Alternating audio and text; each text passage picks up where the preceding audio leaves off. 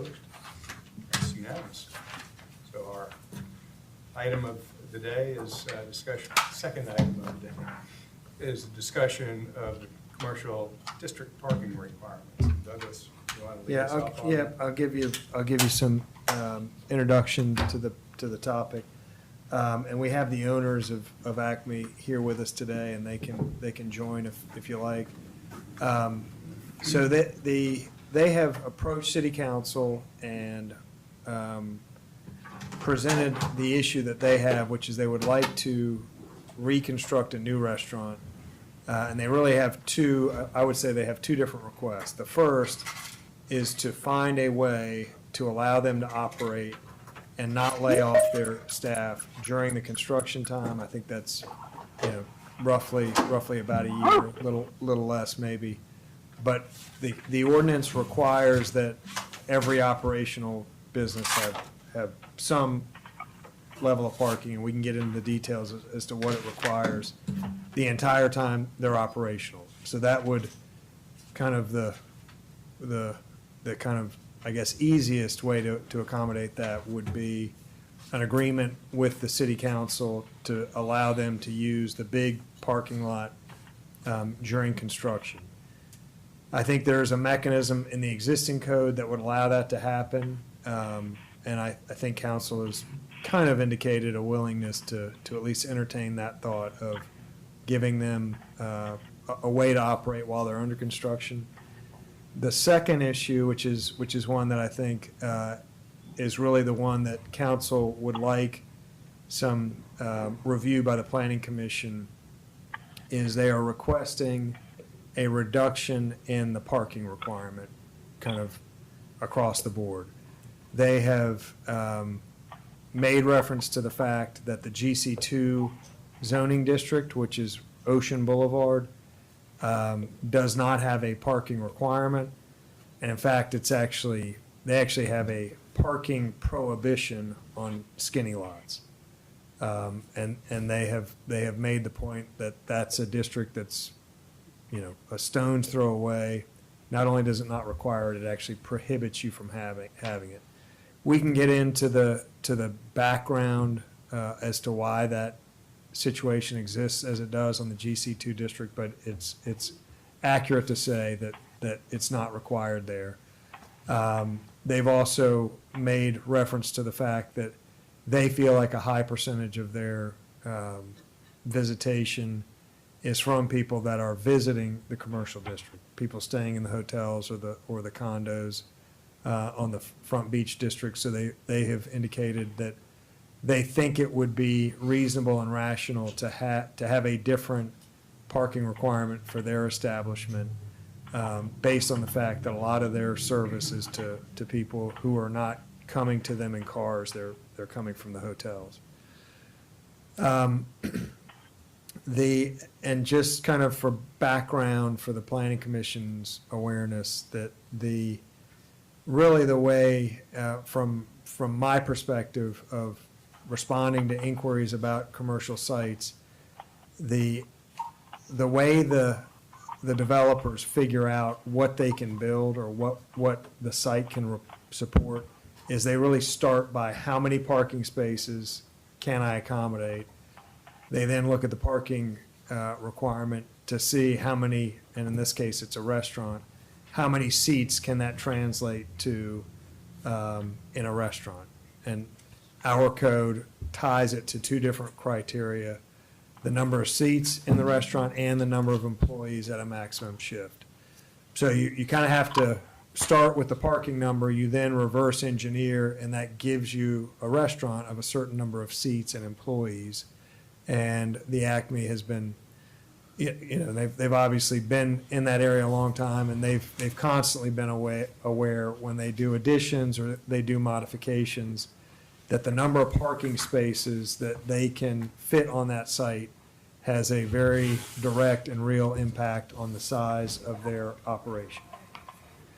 So the the council heard this, and they kind of heard it 1 month. The next month, they discussed it really probably only for 10 or 15 minutes. they felt like the subject could benefit from the review of the planning commission. I'll say, I don't think there was really, sometimes I can tell you that I feel like a council is wanting to do something, and it's kind of like, hey, develop the best case scenario that would allow this to happen. From my personal perspective, I don't think that was really the case. I think it's really just put fresh eyes on it. You all are closer to the zoning code and building regulations than they are just by your nature. So have you all look at this and get your opinion on it. So that's an introduction. Again, I don't know if the restaurateurs are here. You could hear from them, or you could have a little internal discussion and then ask them questions. I think either would be appropriate.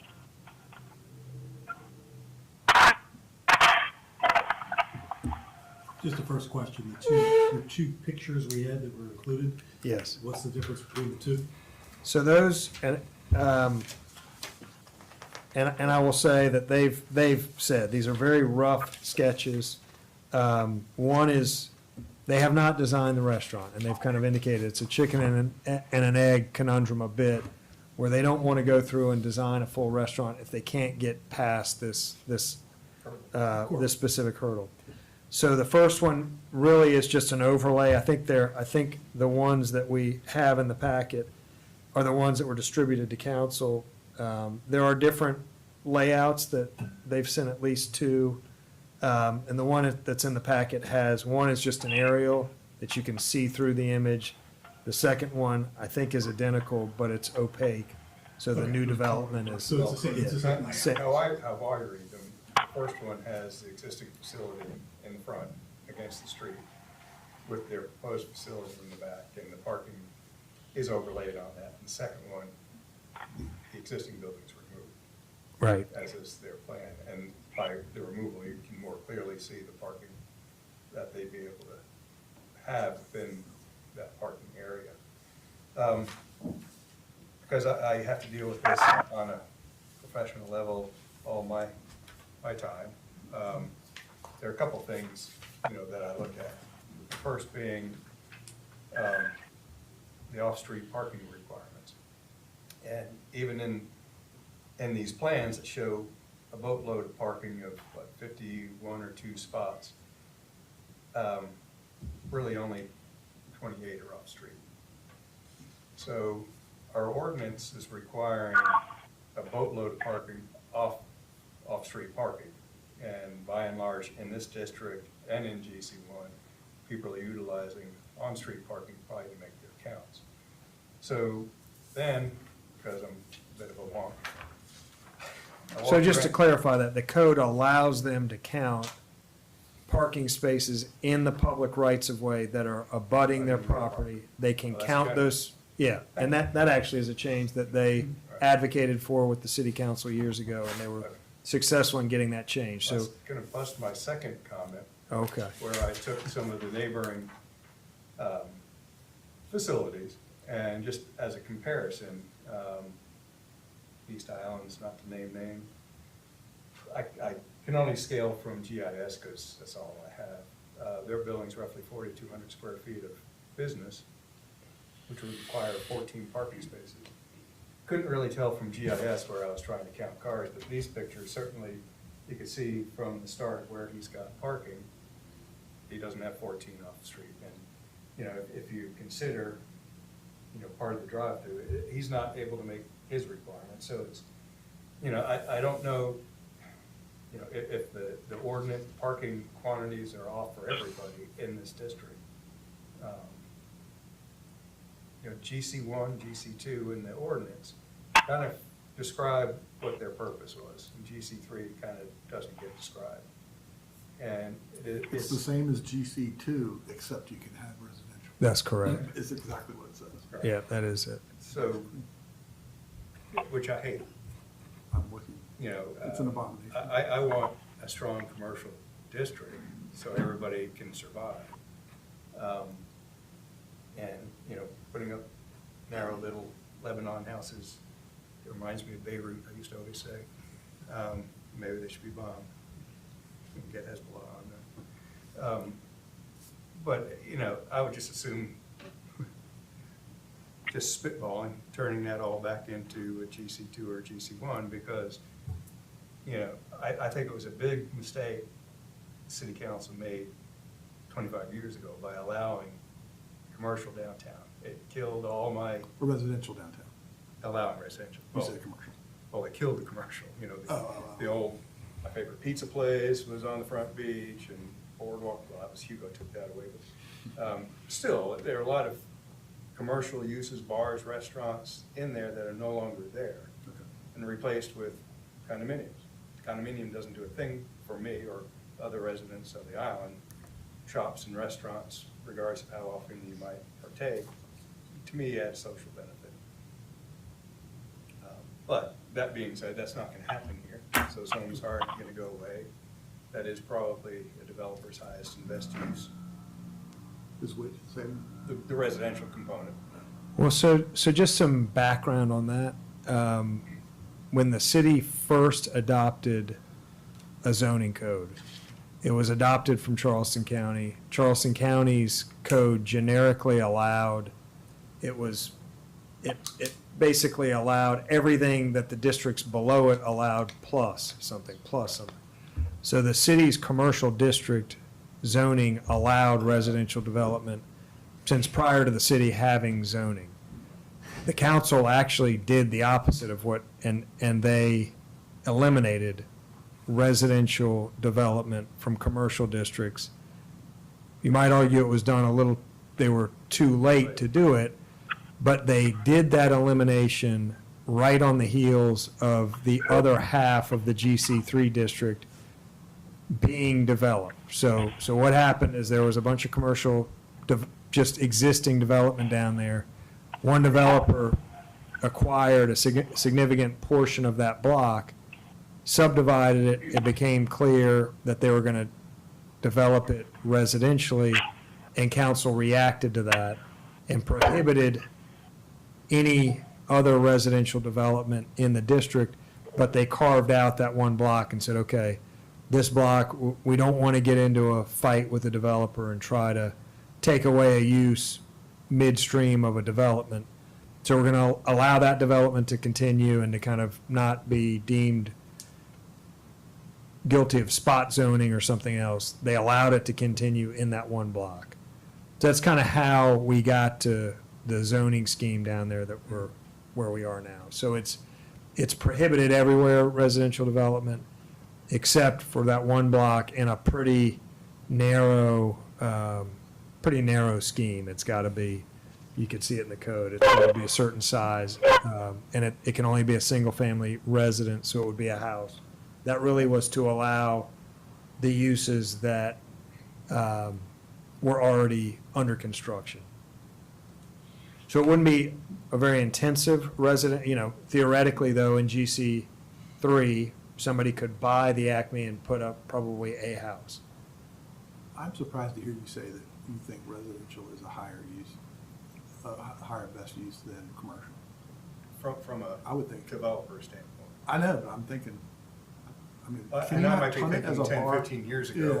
when you could buy land cheap and Well, your house. the thought was, and it definitely was for high-density residential, and that had happened in the Front Beach. The thought was that commercial development, even in this block, would be a higher and more valuable use than one home. Yeah. That theoretically Roger and Bobby could sell that parcel and somebody could build, maybe it would be two homes, yeah. It would not be, a condo building of 20 units that clearly would generate a lot of income. So the council intentionally kind of took the wind out of the sails of high-density residential development, because I think it would have all gone that way, I think, had they not done that back then. Maybe a question for these gentlemen here. Yes, sir. The size of the proposed size of the new restaurant, I know it's not designed. Bobby, can you come up to, Yeah, just come up if- to the table, or microphone or somewhere, just so we can get you on record? This is another thing that was done I was just gonna ask, is the size of what you're proposing, is that what you're looking for? Is that sufficient? Is that what We've been told, in general, that that would be sufficient for what we're looking to do, so we're hoping the people that we talk to know what they're talking about. you, gotcha. Okay, that's all I was trying to do. But Yeah. Then we can work from there, because then it comes down to, you know, we adjust the parking expectations for. So If you just, sit at the table, the camera can get your mug shot. No, I'm just kidding. There's space next to me. yeah, Bob, you want to come up? Yeah, come on up and sit. Ooh, gonna make it. So, I don't know that I said this, but kind of working our formula backwards. What the site plan that was in your packet would support, we think is about a 188 seat restaurant with 15 employees. We've had just an informal dialogue is what you're proposing, a more intensive use in that, and the Acme's indicated that would not be worth the investment that they wouldn't go through it for a 188 seat, 15 employee restaurant. It wouldn't warrant the investment, I think. And it really wouldn't. We, are aiming for more to be around 250, with like 50 of that in our mindset being for private events and whatnot. I turned down so many requests for parties and like, whether it's a wedding rehearsal, receptions, birthdays, and I got to send them to other places. I do suggest where to go. I think Islander might be able to help you, or my old chef at Grace and Grit can help you, but we just can't help you. And every time I'm like, oh my God, there goes a bunch of money. So I would like to capture some of that business for sure. I don't know if I could properly manage and maintain and staff a 250 seat restaurant all the time. But 210 I could probably do with looking at the growth of having the staff I would need to add and all that kind of stuff and the cost. But for us, a big one is private dining. I love the idea of it. We saw the Charles Eston show this weekend, and I sat out on the patio and I watched. We were there from, I think we met at 6:30 and we walked into the Jammer around 7:30. And in that hour, I counted 57 people walking down the street coming to Acme, just in 1 hour. And then sadly, I had to watch them, some of them walk back down the street. I was like, there we go. So, any help I could get on this parking thing would be great. We've been here a long time. We've owned Acme for like 18 years. And we think we're a good fit for the island. I think having a more laid out parking area that's nicely landscaped and lit in a brand new building would be beneficial. I mean, I think it would look good. Part of our problem and why I'm here is not just for a bigger restaurant, but it's because the restaurant that we have now is old. It's not getting any younger, and the maintenance on it is just piling up. It's outrageous trying to keep. We have like single phase power there. We don't even have. There's triple phase, so I can't. We have little air conditioners, and they're always. It's a nightmare sometimes. So with the two-story plan, would you have an elevator or dumbwaiter? Or Everything done by code. If we need an elevator. I mean, some- if- I would imagine we'd have to have an elevator because if I'm doing private events upstairs, we got to get grandma upstairs. So I can do it the right That way. generally, you can get a single-phase elevator, nice and correct, but generally a three-phase Yeah. elevator is more efficient. Well, the back side of the property has three-phase Oh, power. okay. So, But Well, that size, driving by, you could see. that size proposed, that's shown in the drawing, Mhm. would meet your, around the 220. fingers crossed. I mean, it really should. The people who laid this out, they thought it was very fitting. The other one that I've shown you there, they said that their in-house architects thought that this shape of this building would be a better layout for a restaurant for running from kitchens and whatnot. But I love the idea of it on the back side. I think it'd be really cool to drive by, and I just think I like that it gives me even more parking, so I would hope that the architect in the end could get that done. But, you know, I just wanna be honest, I mean, this is just like, you know, the vision of what we'd like to see done, so. So I got a fundamental, I guess I want to back up a little bit. Fundamentally, I'm concerned about the precedent that it sets for us to noodle so specifically on one business and one lot. And I think it's more appropriate to think about the whole block, or think a little more globally. Well, And, and you have to be. and that's part of, I just didn't want to come out and say it that way. Yeah, that's very true. So, but what this does do is it's a great, it prompts the discussion, and it makes you think about how is that, you know, I go down that street all the time, give business to all those places, and it is a crazy mixed up little street, and I would love to see it improved. You know, we talked about parking, the concepts and things like that, but that street really is more like Front Beach than other parts of the island. And I did some noodling yesterday, and I can hand these out to you, but I would promote changing basically the entire J.C. Long Street to to a Front Beach zoning. Because that's really what it is. You got the Ding, you got the breakfast place, you got other places, and that's really how it behaves. There's all the pedestrian traffic going up and down it, and bikes and golf carts and vehicles, and I could even make an argument it could be one way. But I think we need to think about a larger area than one property owner. And we are concerned about all the property owners, but I think we ought to think more globally. So I'll just go ahead and pass this around. Is this what, Yeah, which we'll email to you, Yep. and if you get a hard copy, here it is, but, that's right. We already put it out. We'll pass mine down. Yeah. the big idea was two parts. Basically take some part of J.C. Long, whether it's the whole thing or half of it, and make it Front Beach, you know, make it pink, make it GC2. And then it's treated like all the other businesses are very much like it. And the activity that is like it, it's very pedestrian and very beachy and very high traffic. And then also recognize that all those restaurants, there's a lot of golf carts, there's a lot of bikers, walkers, and there's a lot less cars. And I would promote that we just reduce the required parking for all restaurants in GC2 by 50%. And if you did that and used our same formula, same tables, hypothetically, if you had 150 seats, you would need 22 spaces.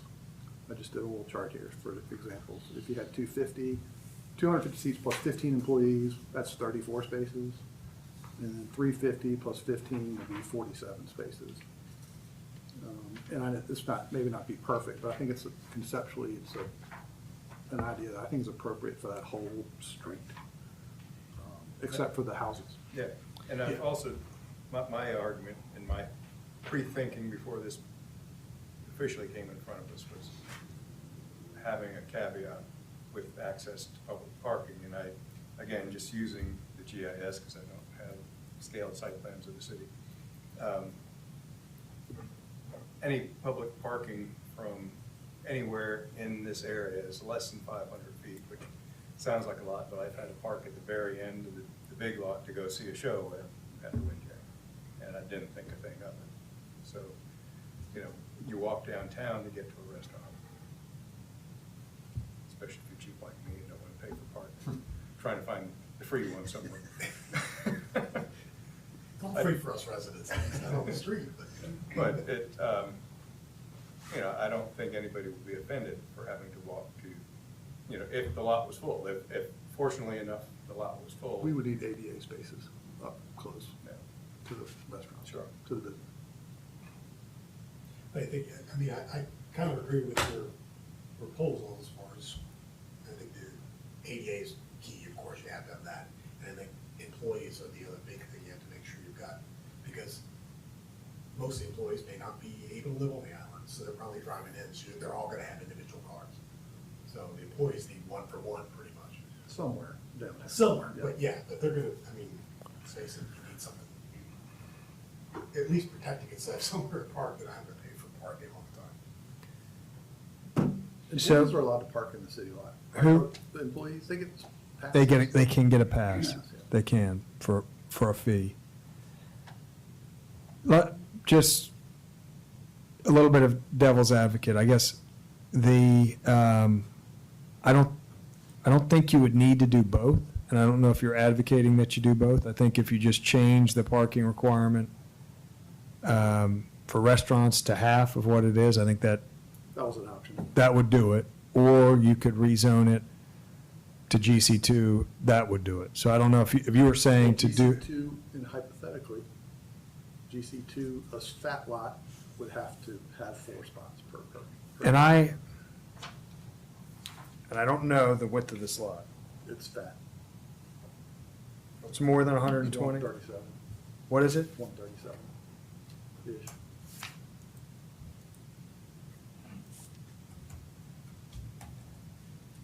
So would you, and really you're just saying do either one? Or are you saying I'm do saying you both? could do both. So- You could do just the first one and say GC2 and GC3. You could do part 1 and add just GC3 in there and be done. So if you, Or if you want to think about the future of that street, you could do both. so I guess I think the consequence of that is you would be, the only thing you would be doing by rezoning it to GC2 would be to remove what is currently a use as a single-family house and say that's no longer allowed. At the end of the day, It's one of the things, yeah. that's, And the setbacks go to 0. yeah. You could build bigger buildings on the lots. Let's do that. Let's call council again. The 0 side setback, 0 foot.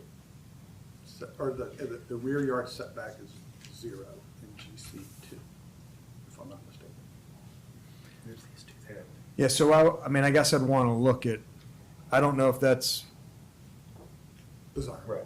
yeah. And so the thing about, the part about carving GC3 in half is that you could preserve the homes that are there, which kind of, in a way, bridge the gap between the commercial and the residential districts. A buffer. A buffer. Yeah, I agree. It And kind of that's is a what softener. My doodle excludes Yeah. the houses.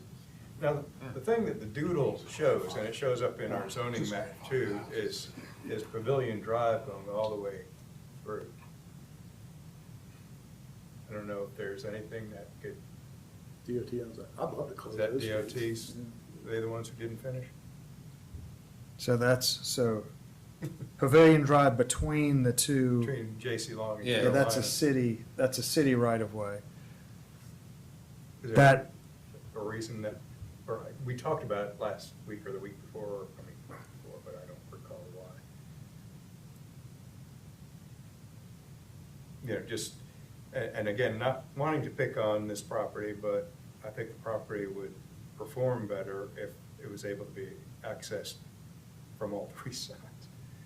Well, that might not be hold true with the new plan, but that kind of continuity. so Ron, what do you, I'm not following what you're advocating for there. Just, in a sense, just taking Pavilion Drive here all the way across, which, you know, There's a becomes. bunch of- I talked about that last meeting, I think. There's Yeah. a bunch of utilities right there. Well, so Yeah. that's that is the way Pavilion used to be. Right.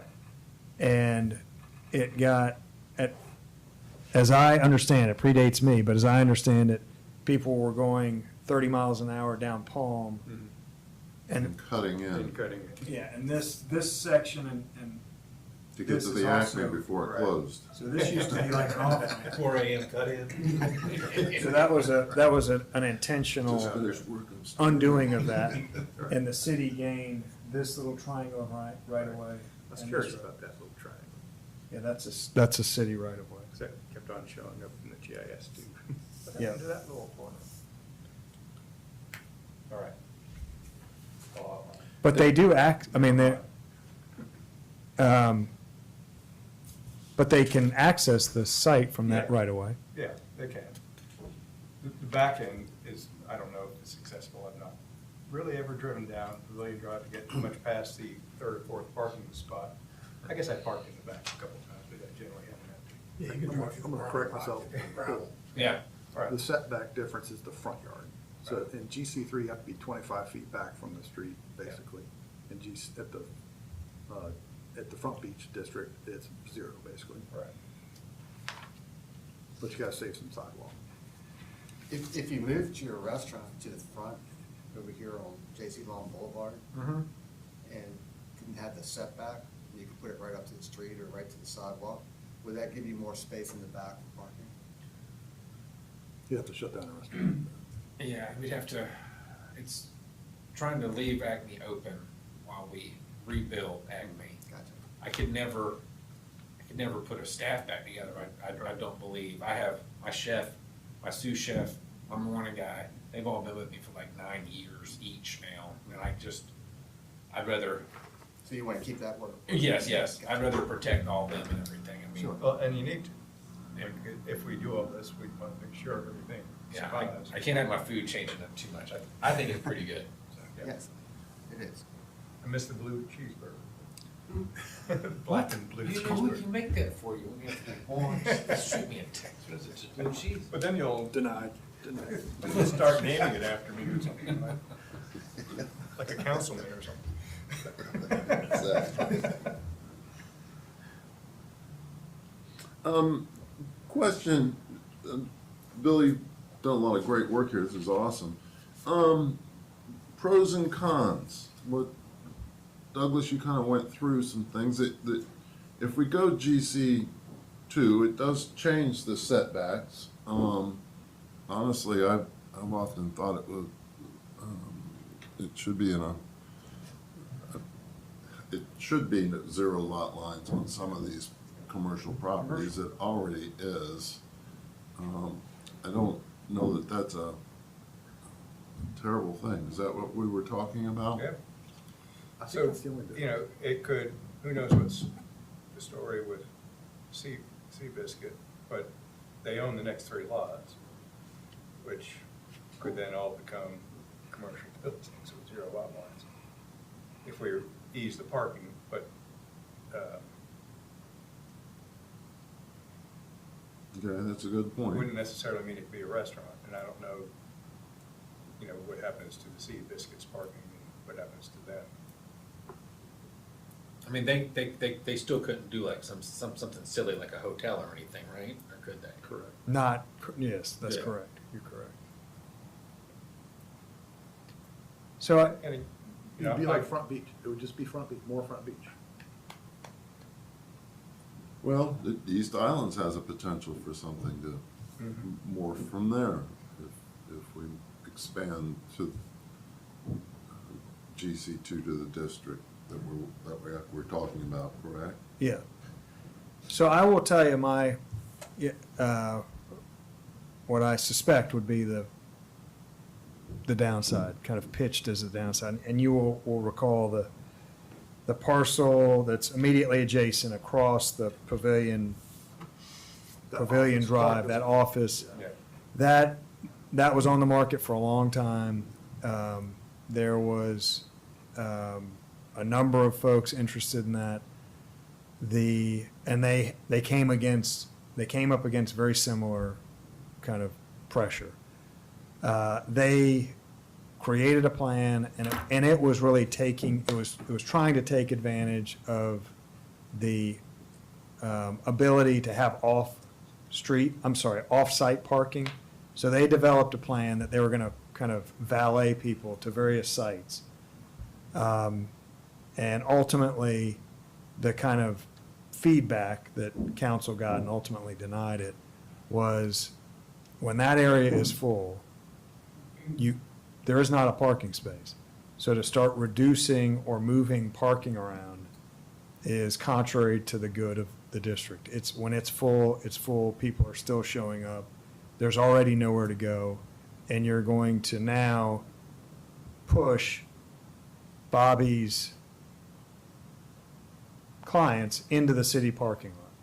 So there would be less parking available to all the people showing up. So that's going to be the contrary position, that when it's full, there's already not nearly enough parking in that district, and this has the effect of reducing the parking. Like Sullivan's Island, which is awesome. And they have no, their parking is non-existent. Everywhere. I just plan for it. I either take a golf cart, Uber, or no, I'm gonna walk. And they're trying to kill their commercial use. They are? Are they? That's just my opinion. Well, the With noise GC, ordinances and stuff like that. the GC2 existing is already doing that, in argument, correct? The Windjammer has virtually no parking. That's correct. So where are they going? First come, first serve on the street, and then it's Yep. over to the Acme to see if they can sneak in. Like clockworks. Well, city lot. I used to find them off when my office was across the street. Yeah, all the time. People would try to come in there and park to go to the beach. Yeah, And they, Windjammer, none of them hopefully had I'm not any working that idea, way. oh, I had no idea. What are you talking about? When, and what you were talking about, weren't they going for a hotel kind of a bed and Yes, breakfast it was a with all club. of that? It was a The whole commercial mix. It was a building, I mean, it lots was of, a was too much. restaurant, a What if club. this, what if that? You could stay overnight. Yeah, there was a lot going on. They wanted to buy some of our parking. Yep. There you go. And it was too much, you know, and, you know, I want to make sure this isn't too much. So when I read something about events, it's like, oh, I just been going through HE double hockey sticks on an event center in Charleston. No one wants events, you know, wedding venues No, no, no, no. and small. concert halls. We already got a concert hall out back. Have you ever been to Grace and Gret? Mhm. You know, they have that whole separate room Right. they can close off. There's a door that even runs into it, so they don't even have to disturb Right. their other guests. I just love the idea. Be upstairs and Right. probably an elevator, or Sure. I'd even imagine a little prep kitchen of some sort would have to be up there to keep everything warm and to, you know, quickly prep it up and heat it up for the events. So, Well, under 71, they have some things like that. yeah. I don't have quite the view. But another, But you have- one easy button is to just take that part one of what I wrote and just add GC3. and Reduce all the parking for restaurants by some amount, 50%.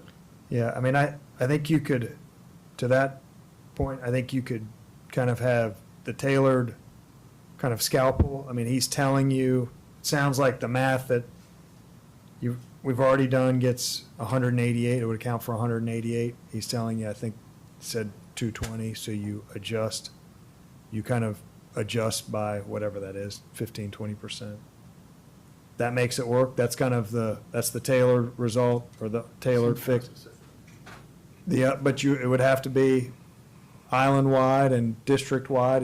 It's changing the parking requirement for everybody with a restaurant. Islander 71, we talked about, they're also in this category of they have, that building is Is that GC1? that's GC1. Probably, Yep, that building is maxed out based on the parking that they have. You reduce the required parking, they would have the ability I'm not to, talking about GC1. so you'd have different parking requirements for different zoning districts. Yeah, like I was specifically not thinking about grocery stores and liquor stores. and But the use, right now, the whole use, just- it just- doesn't matter, so just you one and would, two. One in restaurants and 1 and 2. yeah, that's, I mean, that's kind of, right now, a restaurant has to comply regardless of their district unless it's GC2. The zoning of it to be GC2 would be awesome though. I mean, it's all Front Beach, it's all the downtown area. It's, it would help us. We could probably get even more parking. I mean, we're not looking to build any. 2 would not help you because you're a wide lot. You still would have to do four Yeah, cars per gotcha. table unless. Let's you put would- that in there. Yeah, that, people like you would need a reduction requirement. Well, I kind of brought it up last month. I don't see any problem, honestly, with changing the overview of the whole area, the way we're talking about, excluding the residential's, Bill's indicated here, and allowing for a different or proposed parking difference than what the ordinance currently reads, much like Front Beach already does. It looks like Front Beach, feels like Front Beach, It's, yeah, makes a lot of noise like Front it Beach. quacks like it does.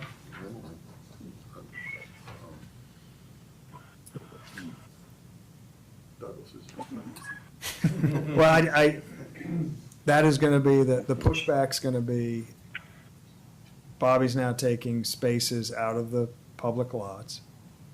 The public that's coming to go to the beach and those public lots were bought for public beach goers. They're gonna show up, they're gonna get fuller that much quicker. Those people that show up looking for a space at the front beach, there's not gonna be one, they're not gonna go home. They're gonna go somewhere to go to the beach. So, I mean, to me, that's gonna be the question. And I'll argue with you, county lot, city lot. Yeah, they're all full by That whole 11. Yard next That's to the during- post office. That's during the day, so then I'd ask what the numbers are for your daytime. How many covers you do for lunch and how many covers you do at night? Again, with the argument being, If it's not a Saturday or Sunday, we do substantially more covers at night. yeah. The parking lot's empty. Right. Parking lot empty. And the whole post office, that whole block is. just Kind of, you know, the restaurants over there. You know, that parking lot is empty during the day, people are doing their grocery shopping, but boy, at 7 o'clock at night, they're all trying to get into those couple of restaurants there. But they're still parking. But the Harris Teeters The Harris is empty. And they're, I actually, I was gonna say, they don't have a It's city always lot. got a consistent number, but it's never, you can never not find a place to park. Of course, it has a boatload at the side where I'd like to see a golf cart pass under the bridge. But, I mean, there's plenty of parking and, you know, but again, it's shared parking, and shared parking, you know, oftentimes things that happen at night are different than the things that are going on. And what's transient, to your point, and much like the restaurant business is extremely transient, it's not, I don't see people coming and staying all day in the public lots. I don't think you're really taking up a lot of public space, if you will. If they They're come very in, they go limited. there and they go down the street to other places, it's even If better. they're, you know, exactly, if they're going down We're to the talking about beach, tent then spaces. then it fits. Times. Am I wrong in thinking if you're going to accommodate 250 people, you would divide by 4 for the number of parking spaces? You gotta, Plus 15. Plus the 15 for employees, that was a- employees, Yeah, Well- so it's it's, gonna be like What's the parking 77 requirement per or- employee? yeah, but parking purpose, you only need to use 15. it's one per, it's not Three for employees 3 or- employees, it's one. 1-3, Yeah, one plus one space for 3 employees on the shift of greatest employment. So that's 92, based on 250 people eating, all at the same time, every single one. Right. Huh? Suzanne, are you having, I'm getting a note from Teams that she's having technical issues. Is that, Suzanne, can you hear us? I don't know if you talk? can hear me or not. I can't, we can hear you. Did you want to? I can hear you. Did you want to Oh, I just say something? I just interjected back about the GC1, GC2, GC3 areas.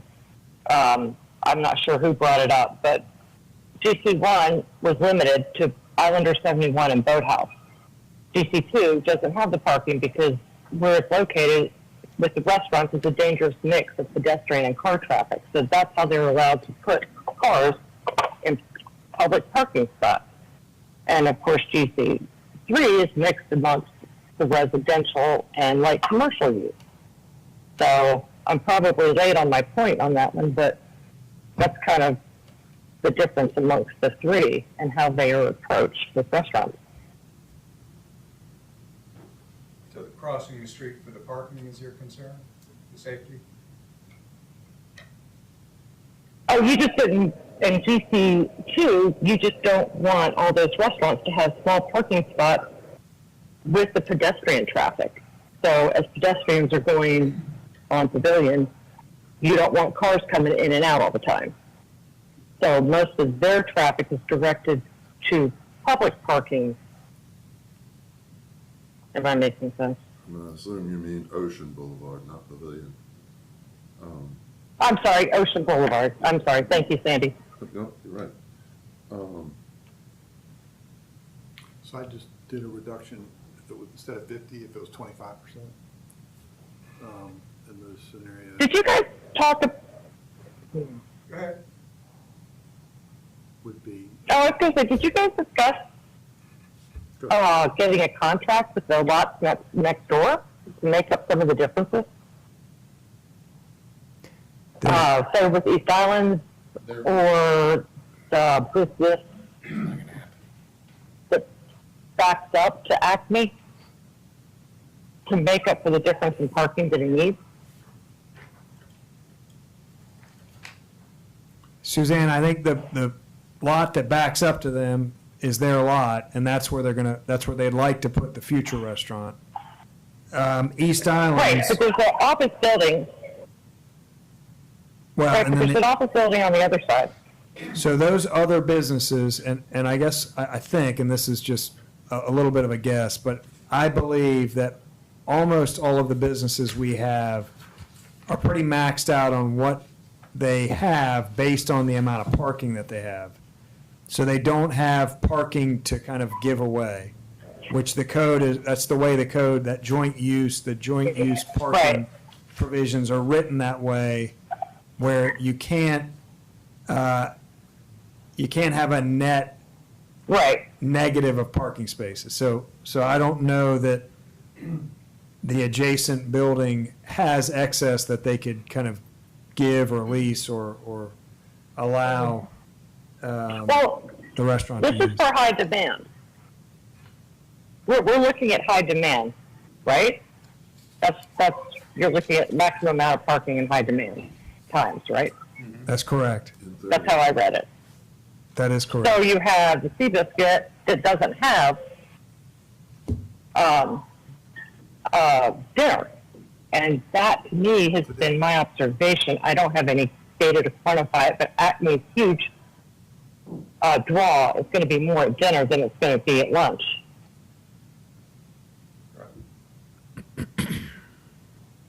so we also have to think about the next 50 years or 20 years or however long this would last. Yeah, they currently don't use it, but they might. So I don't think they're willing to give it. True. Let us use it. Yeah. True. Everything changes. You're just trying to accommodate the best you can. I'm a little nervous, given our comp plan. It recognizes that commercial activities, including restaurants, can cause conflicts with residential uses due to traffic, parking, noise, etc. And these expansions can result in a negative impact. That's according to our goals and strategies in 7.2 and 7.21. So I'm trying to find a happy medium that is consistent with our comp plan. There's still, that's a good point, I don't know the comp plan like you guys do, but there's still, in the scenario, there's still a buffer between the real residential areas and these front beach, party areas. GC3. Mm-hmm. Yeah, 2 and 3. But I'm trying to get you off being uneasy. If you did a 25% reduction, it would be a 51 spaces, 250 restaurants. 51. 51. Currently, they're, number down, I've lost it. Currently, you're at 35 approximately, Oh, I thought, based on the plan. Well, the new plan would be 52 total Okay, spaces, counting okay. all the spaces. Got it. And the other plan I gave you all, I think, was 40 some odd if the building could not be, Expanded. if the building couldn't be architecturally done correctly for the operation of a restaurant. So what's in your packet is 52 spaces. What was just handed out was, I think it's 45 spaces. Yeah, this was the first, that was the first one they gave me, and I've This always one- envisioned it, that's the first one Oh, that, okay. that the people did, but I always envisioned it on the back. So the one in the packet. Is which the one that I prefer. It's just, and it's got actually more, it's got The more 52 parking. spaces. And I'm not a zoning Which expert. kind of works to your math. The back, you've got two fronts, so you could have zero lines on the back, on the Carolina Boulevard side too. I don't know how that would be interpreted, but I would say you've got fronts on at least, you do have fronts on two streets. I believe when I was talking with these guys, and I think they spoke with the city, since the front would be here, they had to go with that setback, so, 15 foot off the rear. yeah. Which if I get 15 feet in the GC2, that'd be awesome. You have zero. Yeah, if I could get it to, if I could push it back, that'd be great. More parking spaces. More parking. A little bit bigger of a kitchen, maybe. Maybe a bathroom for employees.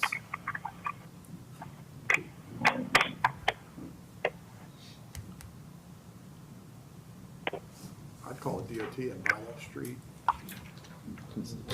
Pavilion Drive. That is city. Oh, it is? City and Oh, that, that's city? that was one that was pursued by the other operation we talked about. And the Developer. Yeah, owns buildings. went to the points, I mean, went through the process of getting it appraised. I mean, there's a thing with selling a right of way, but you actually get the benefit of it by virtue of the code allowing you to count it, those parking spaces, so. I think we should try this and see what the city says.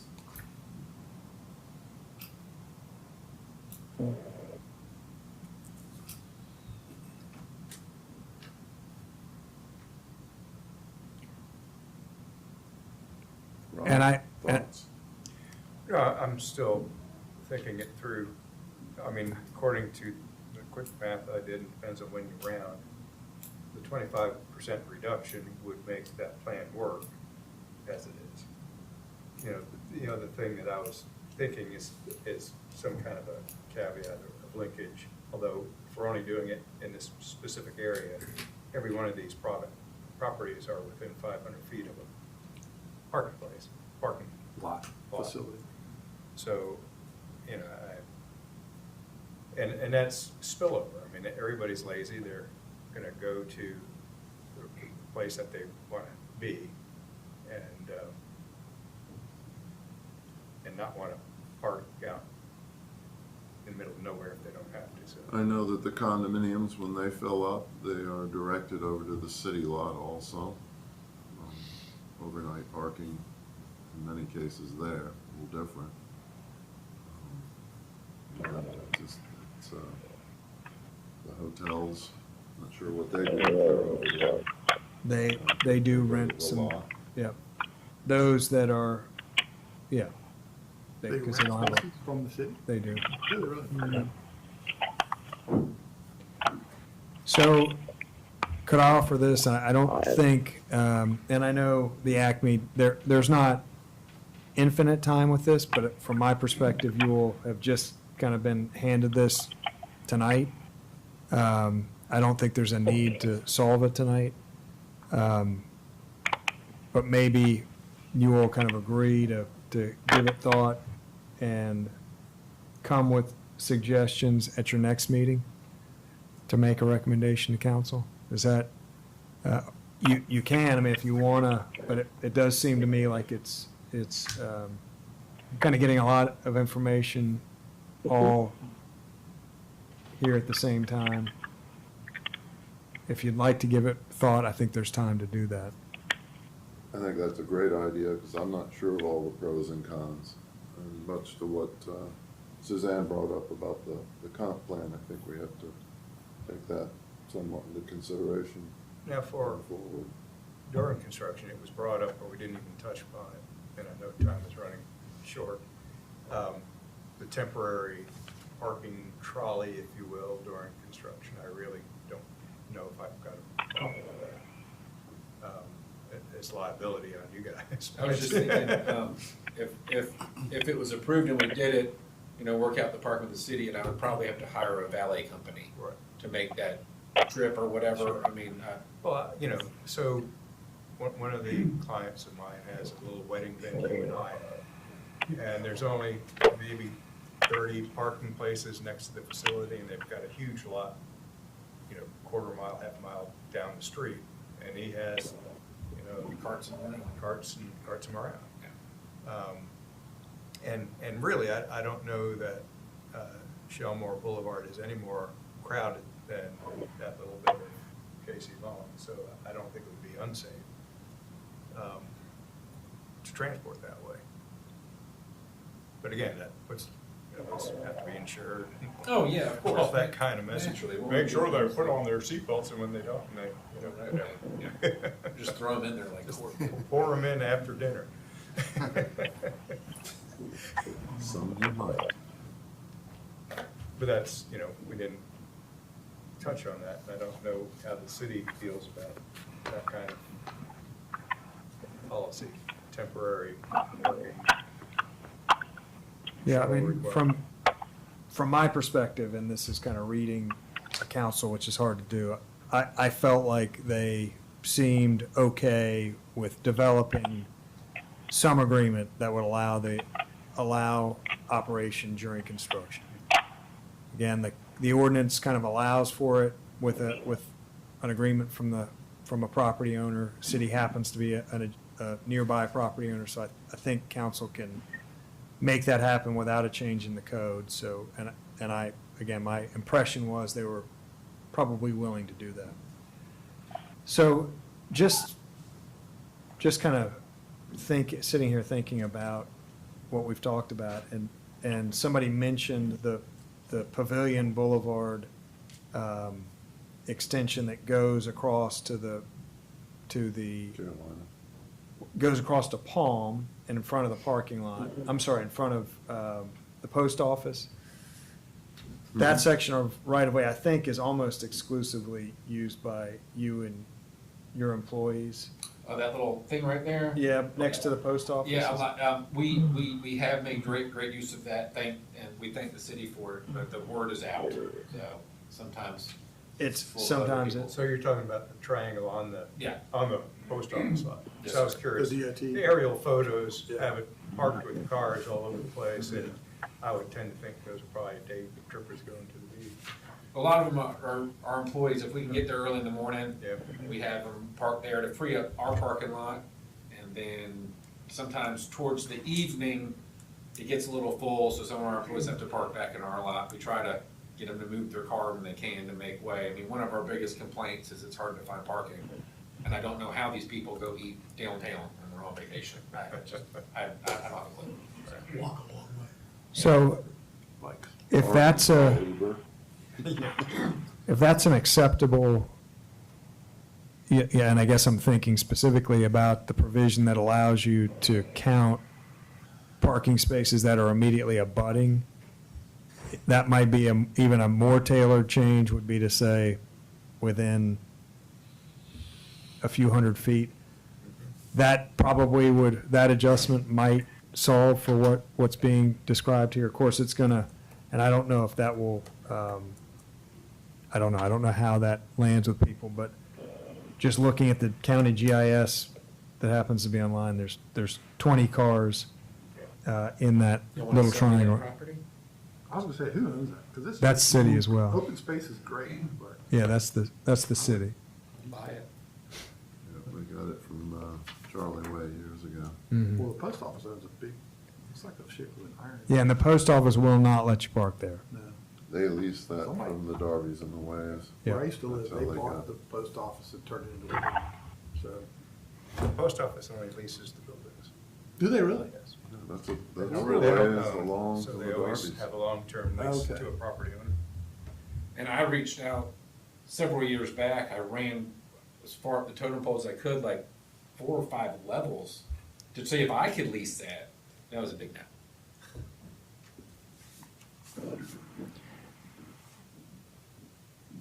I offered to put a fence up, maintain it, mow it, everything. green. Do it, I didn't do whatever you gotta do. We'll put some astroturf in. Heat it up. But y'all, I really do appreciate the time that y'all have given us tonight. I appreciate the time that you took putting this together. I personally think making the area GC2 makes the most sense. I've always felt a little bit like the redheaded stepchild, that we're in Front Beach, but we're not really Front Beach. We're like this odd offshoot that, you know, It's because you have too much parking, man. I know, and even if we did, I mean, even if this did become GC2, I'm still gonna leave this much parking, because my customers wanna park in the front. And it's not a, you know, I'll sign anything I gotta sign, and we're not gonna build more than we need to build. But our customers want parking. I want a nice landscape, palm trees, a parking lot that looks really good and inviting, that goes along with the building that I wanna build, that's gonna look very nice, so. Not too nice. Not too nice, but nice. Have you ever been to, Admin. I can't think of the name of the restaurant. What's that place in Myrtle? The Hook and Barrel in Myrtle Beach? No one's ever been, it's such a nice restaurant in Myrtle Beach. But like, one of the first time I was like, man, this should be my restaurant. It was just super nice, beachy, it's super cool. They get really great food. If you're in Myrtle Beach, you should go. So, You're still parking your employees off, even with this proposed, the building in the back. yes, I am. I don't get I mean, credit for that at all in any shape or form.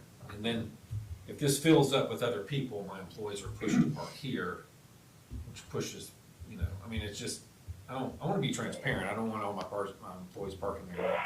Because it is more, I mean, come on, I don't have 3 employees driving together in a car. I just don't.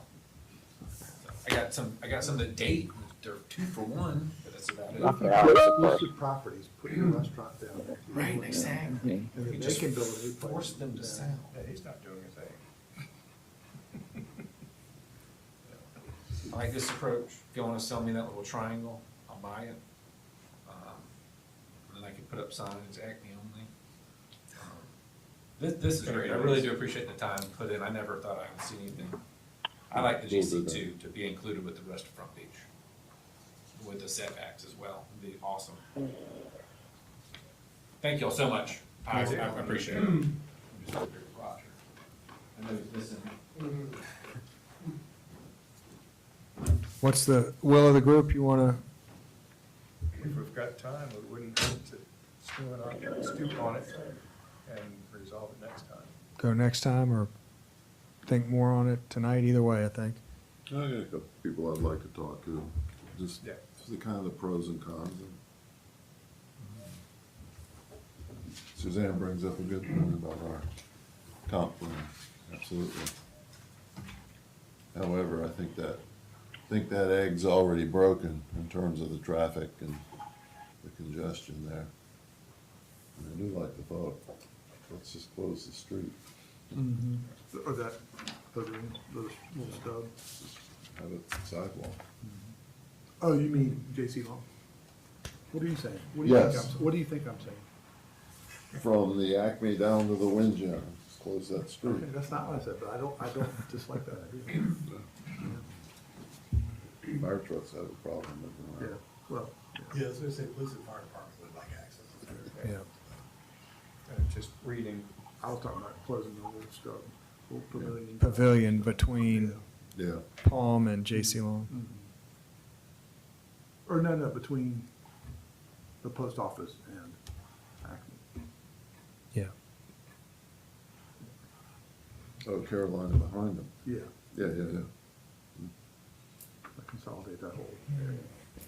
Oh, close off Carolina, not, The little stub that runs between Carolina and J.C. Long.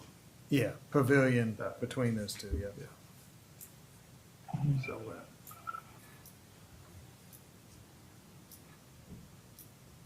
Yeah, is that SCDO2 back there? No, that's the city's, that's the City same of stuff, we're Carolina. talking about the same strip of pavilion that he's getting, whatever it is, 13 parking spaces on, right? Yep, And you could probably get 26.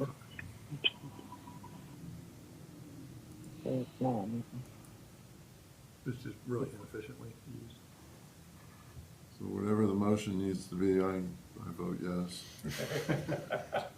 Table, wait. Well, let's, I don't think it needs a Don't motion, vote. we'll just Yeah. discuss we're it just next gonna month. finish up discussion next month. Give it another month. Okay. All right. We're moving on? We're gonna move on. All right. The next item, Thank you. thank you, Appreciate Bobby, your thank you, help. Roger. So this is, I'm sure this feels like deja vu, the lighting ordinance. You all have seen this, I think twice now, maybe 3 times. This is either the 3rd or 4th time. The last version made its way back to council. Council got to 2nd reading. The planning commission had made modifications.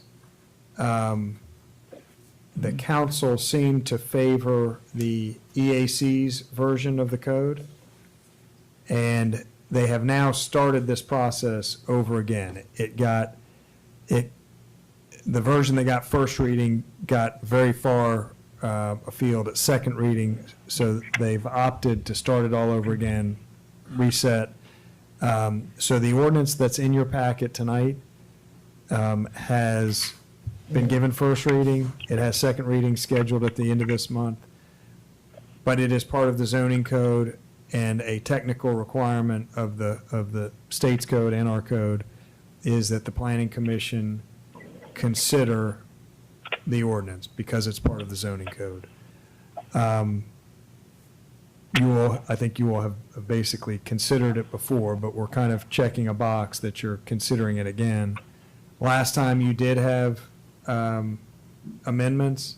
Those amendments made their way to council. Council circled back to this version. So it's on your agenda for consideration.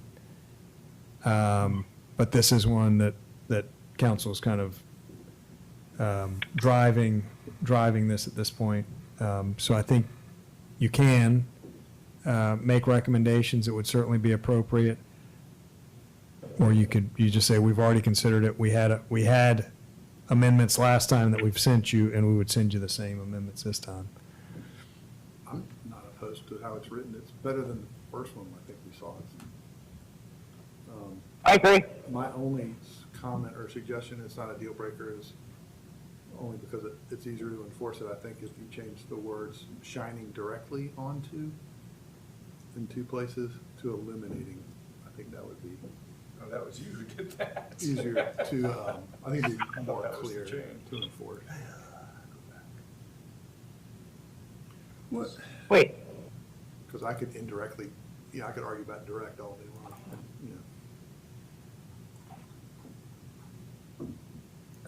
And Bill, I have it in 5418A, and I know you emailed it. What was the other? A and B. Oh, Chandra, yep, Please. got it. There it is, right? Yep, got it, thank you. What are you suggesting you change it to? Illuminating or illuminate. Let's use the word illuminate. So the only, again, I think we did shine because it was a little vague. So what's the definition of illumination? Yeah. An act of supplying light or the state of being lit. It also describes the amount of light that falls onto a specific surface, often measured in lux. But I could redirect, I could reflect some light on your property and say, Correct. it's not direct. True. Oh, it's the direct. That's correct. And just the If you lux bounce gets it off into of- where we were back in the day, the decibels. Yeah, the question is whether there's light on my property or Right. That annoys me. not. Yeah. oh boy. But like I said, it's not a deal breaker. Trying to make it better.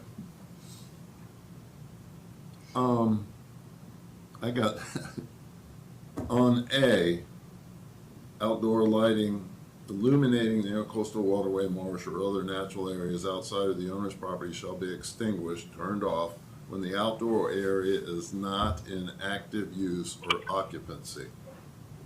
I got thinking about that. From a 60-day period from around mid-September to mid-November, I am down on my dock, on my boat, off in the dark to Bulls Bay and shrimping, and I leave the light on so I can find my way to my dock home. So my dock is not occupied, but I am using it. Am I gonna get ticketed? You're actively marking your destination. Or Do you use motion someone know how to sensors? use technology. Yeah, really. What was that? What was that? Can Sandy use motion sensors? Can Sandy, is that the question? Can you use motion Yeah. sensors on dock blades? Absolutely. Yeah, you can, absolutely. Except Oh, there you go. known by Right, by regulation and safety Coast purposes. Guard or whatever. They're not, and I looked that up tonight. You actually, the ordinance reads that Isle of Palms has jurisdiction over the intercoastal waterway by its ordinance. And it specifically says Isle of Palms in the SC, whoever the heck they are anymore. But you can use hooded lights, so that would be shining down, Illuminating down. illuminating, shining, directly focused on the dock area. It was just a stray thought. At what time is a light not in use? And I guess if you've gone to bed and you left the lights on, which we don't do unless there's beer involved, that might happen. I hope it never becomes an issue. I don't know how to fix it.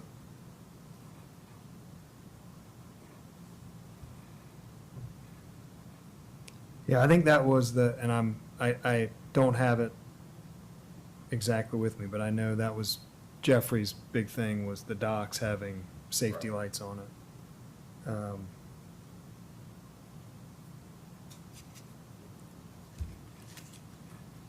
And kind of the idea that you actually want lights on your docks as a navigational aid. They do require reflectors and, in many municipalities, when you build a dock into a water system. And I know we had to have them on the intercoastal waterway for part of our permit, but I haven't revisited that since 1995 when I built.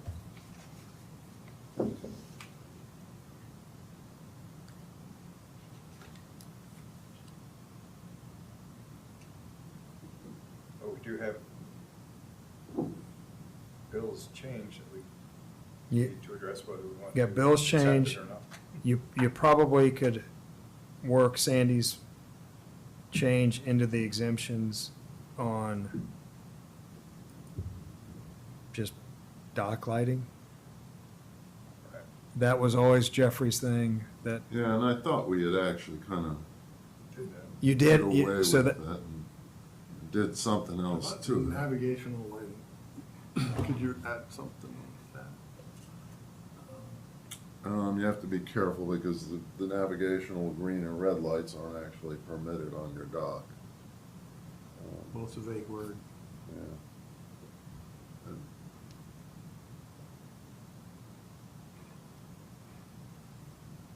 nautical. Well, then the argument would go against the neon flashing sign. Yeah. Shrimp here. Sure, sure. All the heads you want are underneath this dock. Exactly. We Is it can that big of a move problem? forward with it. Yeah. I don't see it as something that, unless my neighbor's listening and wants to get even with me, they're calling the police to ticket me for my lights were left on while I went to Bulls Bay. Dock marking lights, like you mentioned, hooded lights pointed down on the dock just so you see it, is probably something you want people to do. Yeah. Otherwise, when somebody runs a boat into it at night, you're gonna get sued by George Sick. Oh, yeah. Because you didn't have sufficient lighting on your dock to protect someone. So you probably, something should be there that meets the criteria of not, ruining the marsh, et cetera, but, if you say nothing is allowed, then that's a problem. Well, just to get it moving forward, I'd make a motion to accept it as written with the illuminating and eliminate provisions that I propose. In A and B. Can you maybe verbalize that just a Yeah, little bit okay. better? So section 5418. This is the change right here? Yeah, that's it. There you go. Okay. And I've got it as well. And that would need a second. Who did the second? I'm sorry. That would need a second. I'll second. So we talk some more. No, we've already probably talked it out.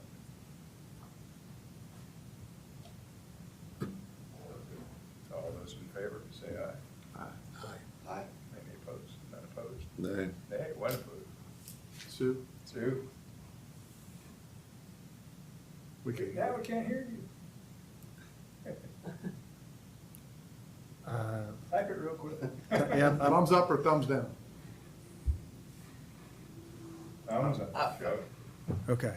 That was It's an it. aye, all right. I thought we had done something where we had navigational lights or I thought we something. did. in Well, so you, there. so you did, but that's the, Take yeah, it that, out. yeah, that went up to council. Council reverted back to the EAC version that didn't have it. Federal, state, county agencies, I guess. Well, I tried to search and I couldn't find where there are any requirements for lights on docks. But as soon as somebody hits your Yeah. dock at night or daylight, Yeah, the Right. lights on it. I would have thought that would have been kind of like, And they actually do allude to they should not be shining Right. pointed either into the waterway because it'll blind the captains, boat operators. So that's they need to be hooded is what I think they say. It's strongly suggested. And I think to Rich's point, hooded would be compliant. Dock. Yeah. Would it be compliant with what we've got Yeah, written here? I think so. Hooded on a dock, Okay. you're not illuminating the intercoastal. I have to replace mine, so I'll keep that in mind. After 1995, they finally won't work. You might need some hoods. New connectors. All right, so for next month, we'll revisit the parking discussion for the commercial districts. I think that's it. okay, good. Is there any, Motion to adjourn. motion to turn? Second? Second, all in favor? Aye. No opposed? Alberg, 519.